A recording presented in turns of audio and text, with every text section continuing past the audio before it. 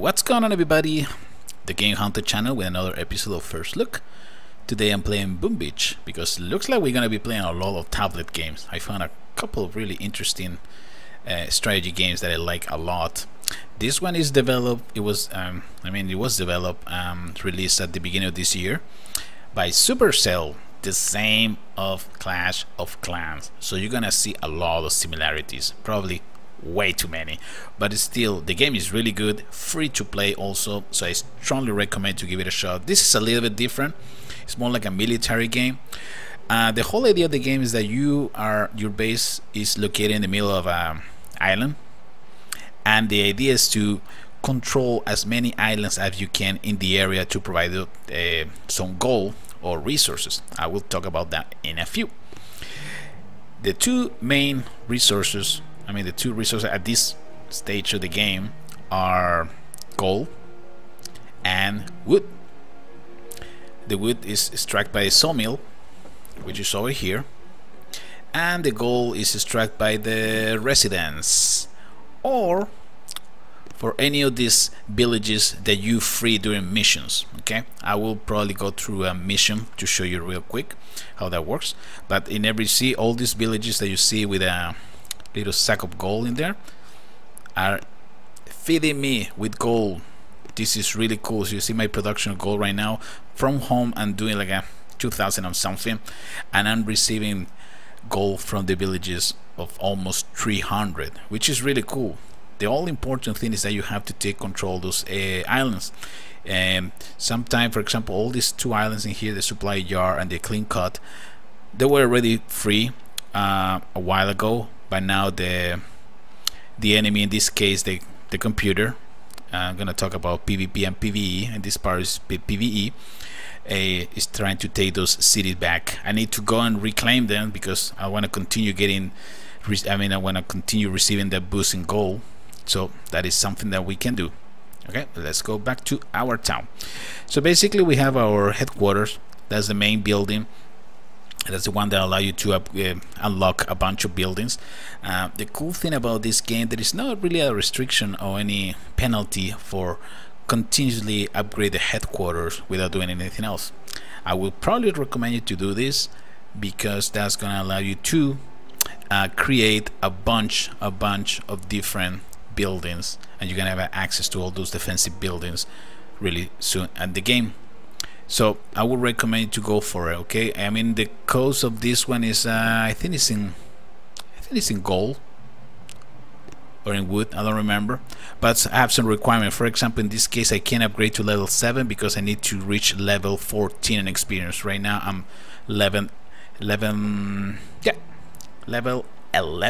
so I can't do much. Upgrade, this way is upgrade. Okay, that's the armor. Okay, so that's the base. That's the one that you need to protect because that's the one that contains the loot. Okay, not the other buildings. So that's the one that you have to protect. In order to protect that, you can have many different kind of defensive buildings. You have mines, machine gun, cannon, sniper tower, mortar, flamethrower, boom mine, boom cannon, rocket launcher, and shock launchers. Okay, at this point I have 3 sniper towers. See, similar to Clash of Clans, they have an area of effect, the area covered, and this one also. Okay, it is interesting that these 3 towers that I have are overlapping each other in their area. That's actually good because that's gonna help me to kill enemies faster, right? 2 snipers shooting a group of soldiers is a lot better than only 1 sniper tower. Otherwise the sniper tower can go down in 2 seconds. Again, this is just a first look video, so I'm not gonna get into many details. I might probably do something similar that I've been doing in Clash of Clans and doing some tutorials after, only if you guys want it. But in this case I just want to show you, see, basic defensive units, because again the game is PvE and PvP. I will tell you about the PvP in 1 second. One of the defensive units, the mortar, which is also important to keep in the middle of the base, so try to keep as far as you can for all the action, so the enemies cannot destroy it. Remember, this is like a D-Day. This is the beach. From this area is when the enemy is going to attack, so you gotta be careful and see where it's going to be a good location for some of the key buildings. Okay, in this case we're just going to live in the middle. Okay, I got another machine gun over there, level 3 right now, which provides some medium range attack. I just want to have some close defensive units to cover my headquarters. Okay, this is similar to what happened in Clash of Clans. You don't have control of where your troops are doing. In this game, there is a slight difference that I'm gonna mention in a few more minutes, but that's why it's important to have some defensive unit, not all together, because otherwise they're gonna get destroyed by the gunship, which is this one, the gunboat.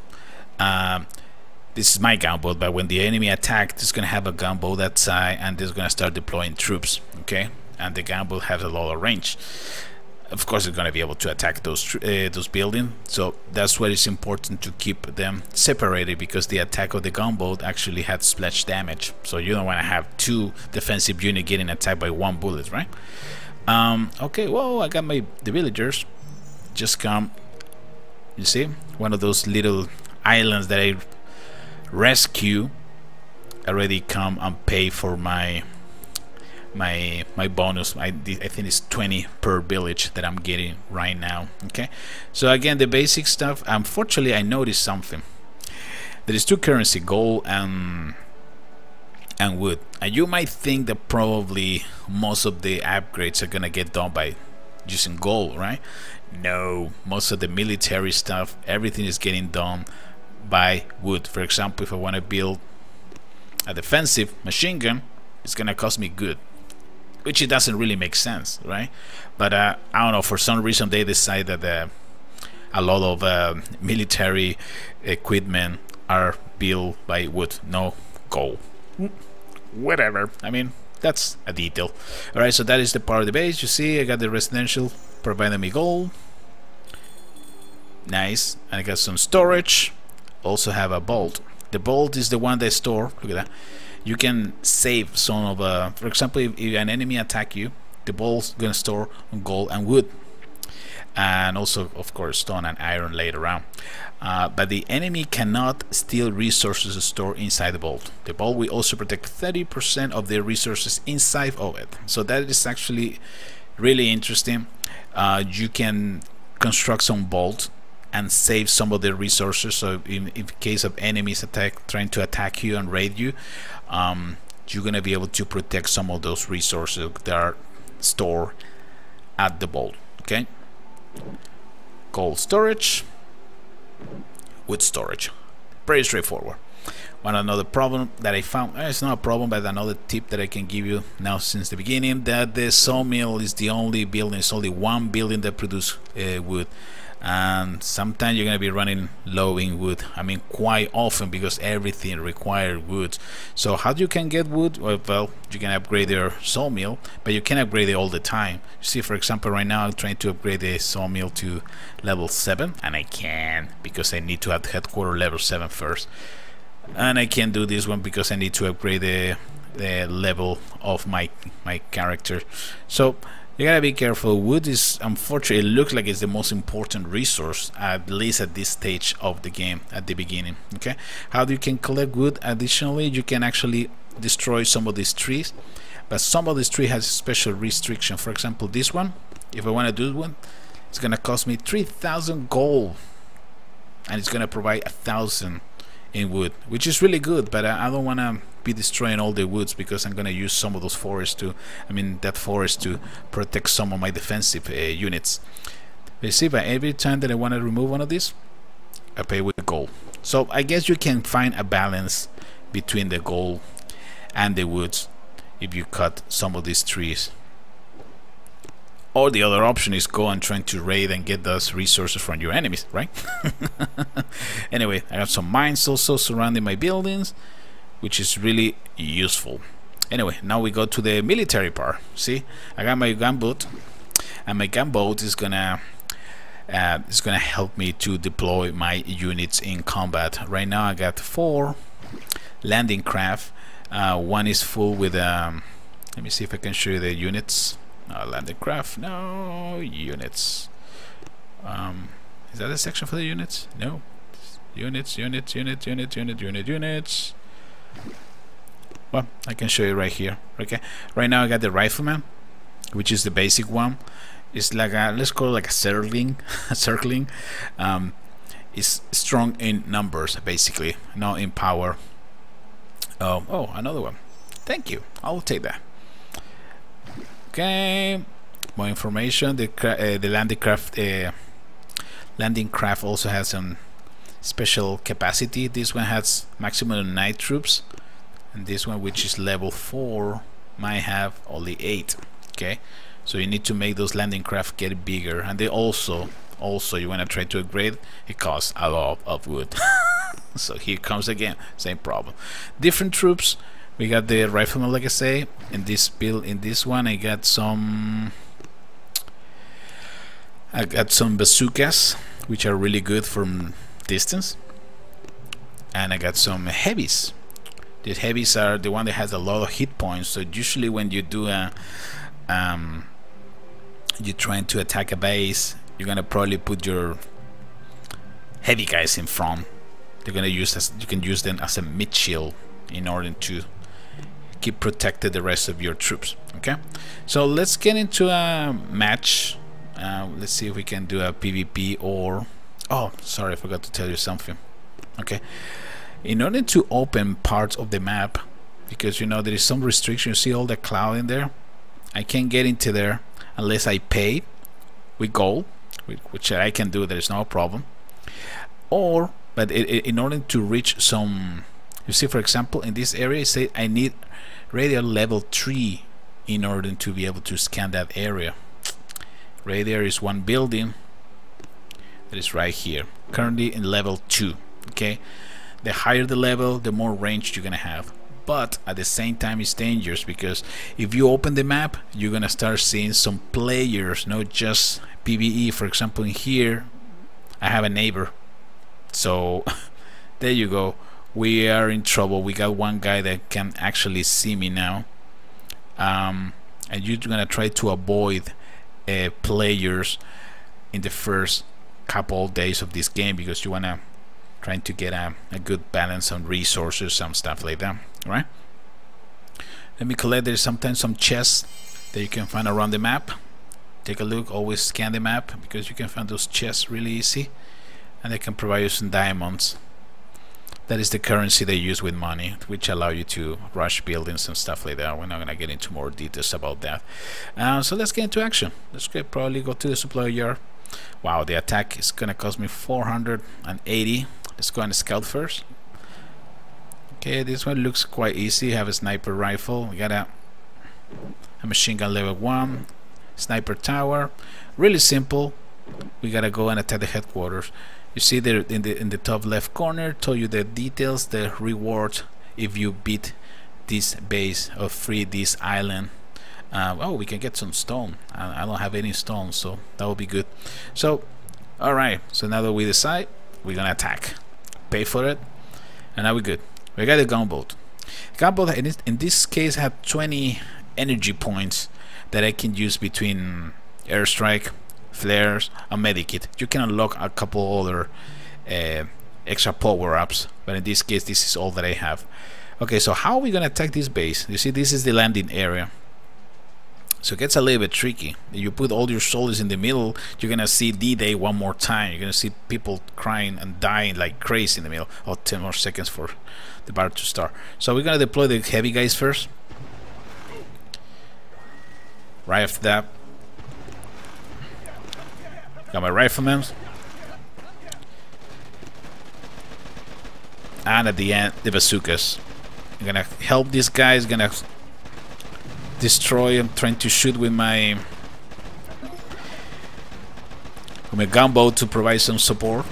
So every time they destroy buildings and gain some energy points, and those energy points I can use it for more artillery barrage. And this one was quite simple. You see, the heavy guys receive most of the damage, so it was really simple to win this fight. We received this village again, and we got all those resources. That was pretty cool, and no casualties die. Nice. One difference between this one and Clash of Clans is that if your troops survive, you continue keeping those troops ready. You don't need to rebuild those troops again. See? Right there, they're all ready to fight. Let's go for another one real quick. Okay, forget about it. Let's go over here. The higher the level, the more difficult it is. This is level 6, this is level 4. Well, let's go for this level 4 for now. Let me scout first. Mortar. I got a sniper rifle. Quite simple, shouldn't be a big problem. What I'm gonna do in this case, I'm gonna attack, but I'm gonna start using the flares. When you throw flares, your troops are gonna start following that flare. That is the only way that you have to control where your troops are moving. So that is really important. How to use it is critical, and that flare also is gonna use some energy point, so gotta use it wisely.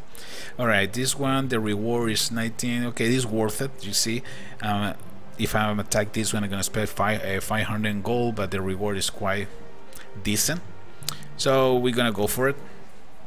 This time we're gonna attack a little bit different. I'm gonna probably put the heavies in front again, because that's a mid shield, so I can have my rifleman trying to strike from behind. But let's try to do something a little bit different. Okay, I know probably it's gonna sucks, probably not gonna be able to do as much damage as I want, but we're gonna deploy the heavy guys in this area now. Okay, and now I'm gonna use the flare. I'm gonna tell them to go to that section, that area. You see, so the soldiers are gonna follow that flare. The flare has just for a few seconds, and after that they're gonna start attacking. So that's the best way for you that you have in order to avoid some other buildings or defensive buildings. See, for example, right now when I tell them just go over there, so I throw another flare over there. Soldiers are gonna go in that direction, and once they reach a destination, it's gonna start attacking. Let me provide some artillery to the sniper rifle. See, the troops are just gonna start attacking anything. Let me provide a first aid kit. Wow, they had a mortar. The mortar is gonna kill me. Let me see if I can get rid of it too. Let me put another first aid kit. Nice.